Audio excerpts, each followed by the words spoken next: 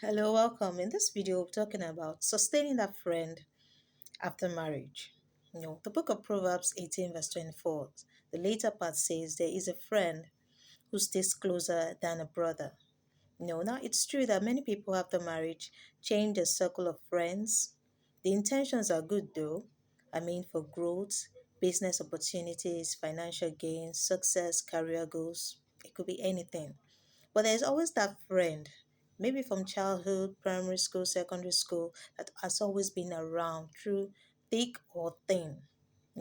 Like David and Jonathan, your souls could have been tied together. That friend may have come early on in our lives and sometimes later on in our life. The purpose of this video is to help you be more sensitive to that friend and keep that friend even after you're married, okay? Now, many people say Jesus gave his mother to John the Beloved because he had a house, a place to stay, a place of his own, okay? He was secured. But I beg to differ, I beg to differ. Digging deeper, reading further, I discovered, that the 12 disciples were actually successful men, in their field.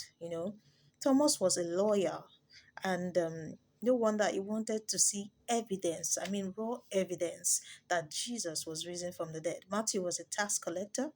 Judas Iscariot was his apprentice. That's why he loved money so much. You understand? Others were philosophers, doctors of various laws. A particular one was a leader of a sect. Perhaps, I guess, only Peter, Andrew, James, and John were the fishermen and unlearned, but nevertheless, they were equally successful at their trade.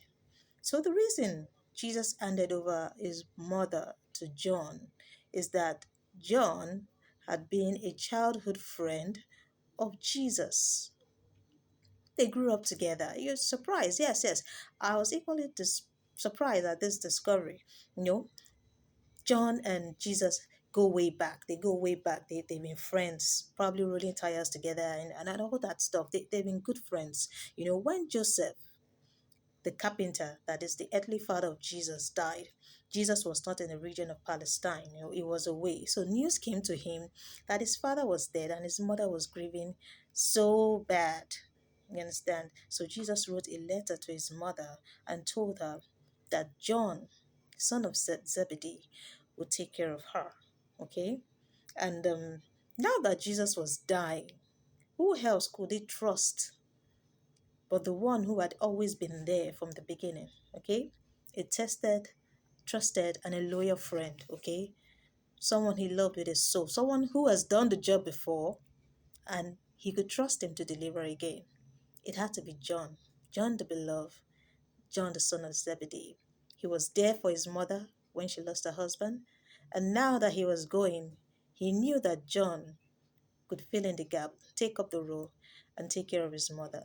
So it was not just a master disciple relationship, this was brotherhood. This was true friendship. You know, these were young guys who have grown up to be men and still share the connection with each other. He was a friend that was closer than a brother. You know, if you have such a friend, don't let your marriage shred you apart. And of course, be wise in how you go about it, okay? Handle things wisely and keep that friend close to yourself. God bless you.